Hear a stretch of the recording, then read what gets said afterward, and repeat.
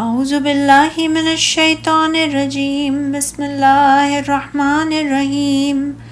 ان الذین کفروا بعد ایمانہم ثم ازدادوا کفرا لن تقبل توبتہم وأولئک هم الضالون ان الذین کفروا وماتوا وهم کفار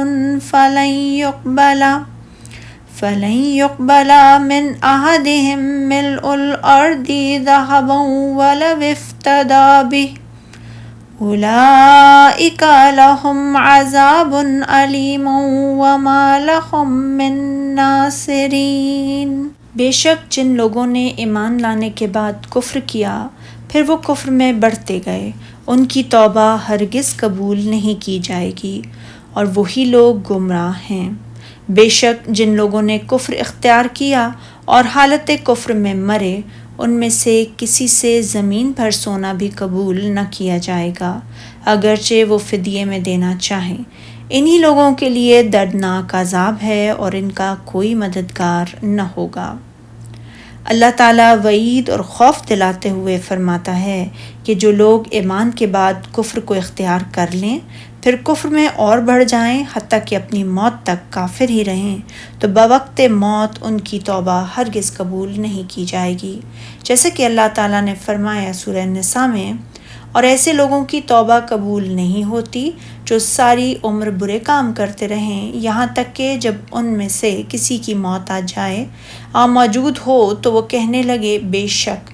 اب میں نے توبہ کی، اور نہ ان لوگوں کی توبہ قبول ہوتی ہے جو اس حال میں مرتے ہیں کہ وہ کافر ہی ہوتے ہیں۔ اور یہاں فرمایا ان کی توبہ ہرگز قبول نہیں ہوگی اور یہی لوگ گمراہ ہیں، یعنی سیدھے راستے سے ہٹ کر یہ گمراہی کے راستے پر بھٹک رہے ہیں۔ حضرت ابن عباس رضی اللہ تعالیٰ عنہ کی روایت ہے کہ کچھ لوگ مسلمان ہوئے پھر مرتد ہو گئے، پھر مسلمان ہو گئے، پھر مرتد ہو گئے، تو انہوں نے اپنی قوم کی طرف پیغام بھیج کر اپنے بارے میں پوچھا، چنانچہ انہوں نے اس کا ذکر رسول اللہ صلی اللہ علیہ وسلم سے کیا تو آیت کریمہ نازل ہوئی۔ پھر اللہ تعالیٰ نے فرمایا بے شک جو لوگ کافر ہوئے اور کافر ہی کی حالت میں مر گئے اور اگر نجات حاصل کرنی چاہیں اور بدلے میں زمین بھر سونا دیں تو ان سے ہرگز قبول نہیں کیا جائے گا۔ یعنی جو شخص حالت کفر میں مر جائے تو اس کی کوئی نیکی بھی قابل قبول نہ ہوگی، خواہ وہ کسی ایسے کام میں جسے وہ نیک سمجھتا ہو زمین بھر سونا خرچ کر دے، جیسے کہ نبی صلی اللہ علیہ وسلم سے پوچھا گیا، عبداللہ بن جدعان جاہلیت میں صلہ رحمی کرتا تھا، مسکین کو کھانا کھلاتا تھا، تو کیا ان اچھے کاموں کا اسے کوئی فائدہ ہوگا؟ فرمایا نہیں، اسے کوئی اچھا کام فائدہ نہ دے گا، اس لیے کہ اس نے کبھی زندگی میں ایک بار بھی یہ نہیں کہا تھا کہ اے اللہ قیامت کے دن میرے گناہ بخش دینا۔ اس طرح اگر وہ زمین بھر سونا فدیے میں دے تو وہ بھی قابل قبول نہیں ہوگا، جیسے کہ اللہ تعالیٰ نے فرمایا سورہ البقرہ میں، نہ اس سے کوئی بدل قبول کیا جائے گا نہ اس سے کوئی سفارش نفع دے گی۔ نیز فرمایا سورہ ابراہیم میں، اور اس دن کے آنے سے پیشتر جس میں نہ اعمال کا سودا ہوگا نہ دوستی کام آئے گی۔ اور فرمایا سورہ مائدہ میں، بے شک جو لوگ کافر ہیں اگر ان کے پاس روئے زمین کے تمام خزانے اور اس کا سب مال و متاع ہو اور اس کے ساتھ اسی قدر اور بھی ہوتا کہ قیامت کے روز عذاب سے رستگاری حاصل کرے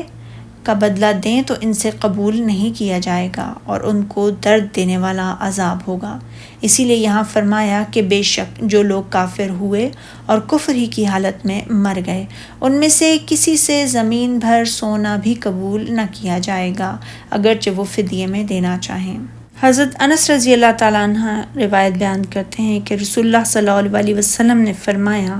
اہل جنت میں سے ایک شخص کو لایا جائے گا اور اللہ تعالیٰ اس سے فرمائے گا، اے ابن آدم تو نے اپنے گھر کو کیسا پایا؟ وہ عرض کرے گا، اے میرے پروردگار میرا گھر بہت اچھا ہے۔ اللہ تعالیٰ فرمائے گا، کچھ مانگ اور کوئی تمنا کر۔ وہ عرض کرے گا یا اللہ میری کوئی خواہش اور تمنا نہیں ہے، ہاں البتہ یہ ضرور چاہتا ہوں کہ تو مجھے دنیا میں بھیج دے تاکہ میں تیرے رستے میں 10 بار شہید کیا جاؤں، اور یہ تمنا شہادت کی فضیلت کو دیکھ کر کرے گا۔ اسی طرح اہل جہنم میں سے بھی ایک شخص کو لایا جائے گا، اللہ تعالیٰ اس سے فرمائے گا اے ابن آدم تو نے اپنے گھر کو کیسا پایا؟ وہ عرض کرے گا میرے پروردگار یہ بدترین گھر ہے۔ اللہ تعالیٰ اس سے فرمائے گا کہ تو اس جگہ سے نجات حاصل کرنے کے لیے زمین بھر سونا بطور فدیہ دینے کو تیار ہے؟ وہ عرض کرے گا ہاں۔ یا اللہ تو اللہ تعالیٰ فرمائے گا کہ تو جھوٹ بولتا ہے، میں نے تو تجھ سے بہت کم اور بہت آسان مطالبہ کیا تھا مگر تو نے اسے پورا نہ کیا، پھر اسے دوبارہ جہنم رسید کر دیا جائے گا۔ اسی لیے اللہ تعالیٰ نے فرمایا ہے کہ انہی لوگوں کو دکھ دینے والا عذاب ہوگا اور ان کی کوئی مدد نہیں کرے گا، یعنی کوئی انہیں اللہ تعالیٰ کے عذاب سے بچا نہیں سکے گا اور نہ انہیں اس کے دردناک سزا سے کوئی پناہ دے سکے گا۔ سبحانک اللہم و بحمدک اشہد ان لا الہ الا انت استغفرک و اتوب الیک۔